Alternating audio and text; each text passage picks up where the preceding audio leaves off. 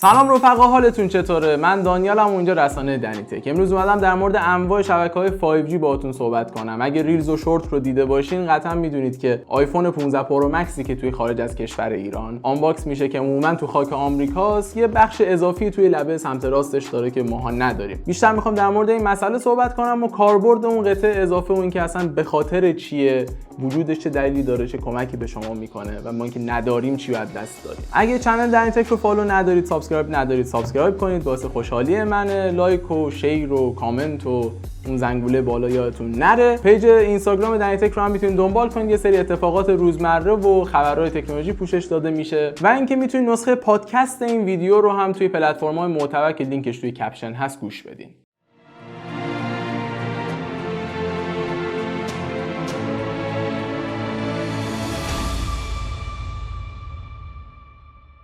همونطور که اول داستان گفتم، اگه ریلز و شورت رو دنبال کرده باشین دیدین که توی 15 پرو مکس هایی که البته حالا این داستان منحصر به 15 پرو مکس از سری 12 آیفون توشون موجوده که توی لبه سمت راستشون یه بخش اضافی دارن، یه چیزی شبیه به درگاه سیم کارت، اما نه چیزی داخل میره نه چیزی بیرون میاد. این بخش اضافه در واقع جدا از جنس بدن است. اگر آیفون تا قبل از سری 15 داشته باشید بدنش آلومینیومه که این بخشش آلومینیومی نیست. اگه سری 15 هم داشته باشید که تیتانیومیه که باز همین بخشش تیتانیومی نیست. یه جنسی مستثنا از جنس فریم گوشی داره. در واقع این قسمت آنتن 5Gه که مربوط به شبکه MM Wave میشه. MM Wave یا میلیمتر ویو در واقع موجهای اینترنت بالاتر از 6 گیگاهرتزه که تا 40 گیگاهرتز رو ساپورت میکنه و سرعت بسیار بالایی رو به شما ارائه میده. اون تست و بررسی‌هایی که اوایل شبکه‌های 5G اومده بود و جنبه تبلیغاتی داشت برای این شبکه در واقع از همین بستر بود، از بستر MM Wave بود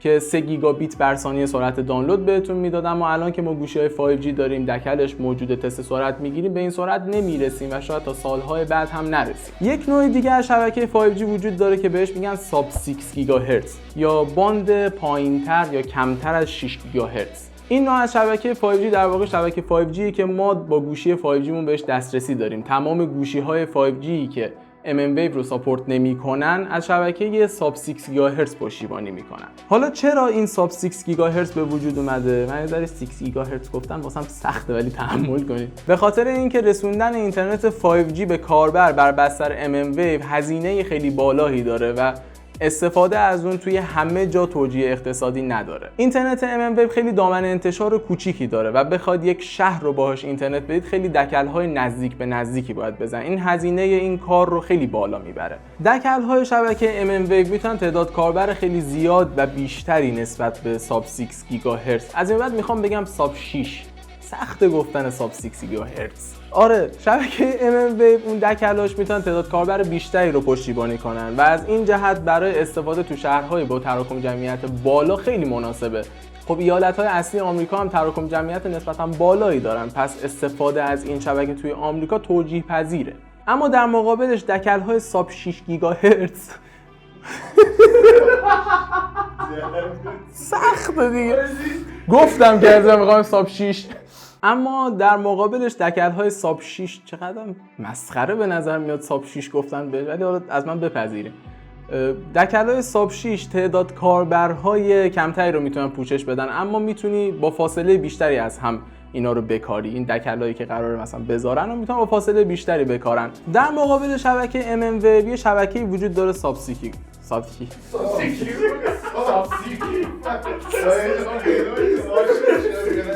اینا رو بذار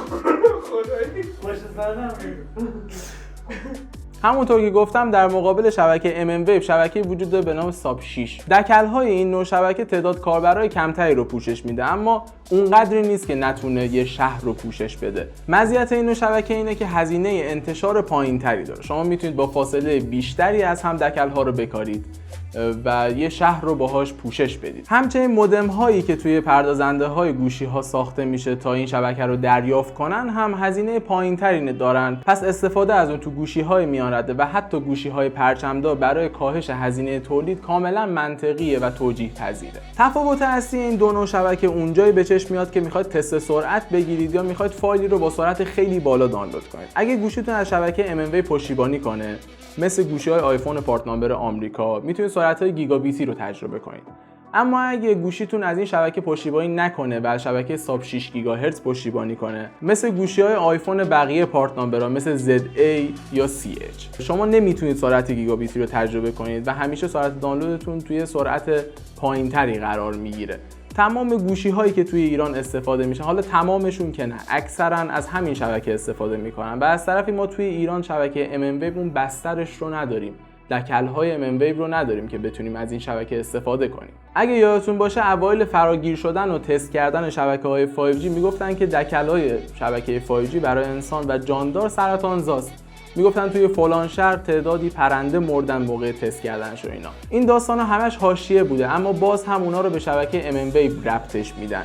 اما تا امروز هیچ سند و مدرک علمی وجود نداره که ثابت کنه شبکه 5G یا mmWave برای انسان و جاندار سرطانزاست، که اگر سرطانزا بود توی کشور بزرگی مثل آمریکا بستر استفاده از این نوع شبکه 5G هیچ وقت فراهم نمیشد. پس بدون نگرانی و دغدغه از شبکه 5G استفاده کنید. اگه خواستید از بستر mmWave استفاده کنید که همونطور گفتم توی ایران اصلا بسترش وجود نداره، باید آیفون‌های پارت نامبر آمریکا رو بخرید یا یه سری گوشی‌های خاص که این مودم توشون به کار رفت، این آنتن در واقع توشون به کار رفته. بخوام یه جمع‌بندی کلی کنم از کل صحبت‌ها، اینه که mmWave اون شبکه پرسرعت است که یه نگاه تبلیغاتی داره، هزینه اجرای بستر برای استفاده ازش بالاست، توجیه اقتصادی تو شهرهایی که تراکم جمعیت بالایی دارن وجود نداره و عملاً استفاده ازش تو همه گوشی‌ها هم توجیه خاصی نداره دیگه، اون هزینه تولید رو بالا میبره. اگه نسخه پادکستی رو دارید گوش میدید، این نسخه ویدیویش رو هم میتونید توی چنل یوتیوب دنی تک ببینید با آیدی دنی _تک، لینکش توی کپشن همین پادکست میذارم قطعاً. اگر هم از این ویدیو خوشتون اومد، اون رو با دوستاتون به اشتراک بذارید، لایک و کامنتاتون باعث دلگرمیمه